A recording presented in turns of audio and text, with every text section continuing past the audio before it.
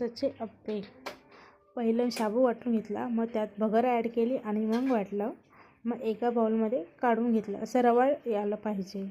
त्यामध्ये नंतर मी मिरच्या घेतल्या, 7-8 मिरच्या घेतल्या वाटून आणि मग ते मिश्रण आपण त्या ह्याच्यामध्ये बॅटरमध्ये टाकलं.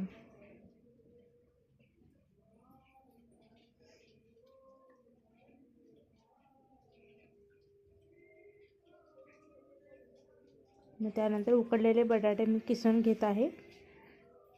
किसून घेतले. आता त्यामध्ये थोडंसं आपण दही टाकूया. मी घरी बनवलं होतं दही, त्यामुळे घरचं दही जरा पातळच होतं माझं, त्यामुळे दही टाकलं ते आणि मस्त असं छान भिजवायला ठेवून दिलं.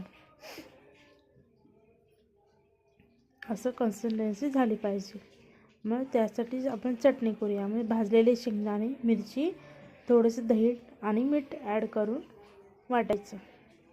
थोडंसं पाणी टाकून परत एकदा वाटायचं आणि मग एका साईडला एका टोपामध्ये काढून ठेवायचं. आता आपण त्याला तडका देऊया. तडका देण्यासाठी पळीमध्ये गरम तेल केलं, त्यात मिरची टाकली आणि आपल्या चटणीमध्ये टाकून दिलं. ही मस्त झाली आपली मस्त चटणी. आता आपण एका साईडला आप्पे पात्र गरम करायला ठेवूया.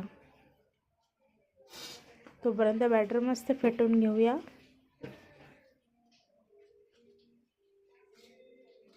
आपण आता सगळ्या आप्पे पात्रामध्ये तेल टाकायचं आहे. थोडं थोडं तेल गरम झालं की थोडंसं 1-1 चमचा आप्पे पात्रामध्ये बॅटर टाकून द्यायचं आहे.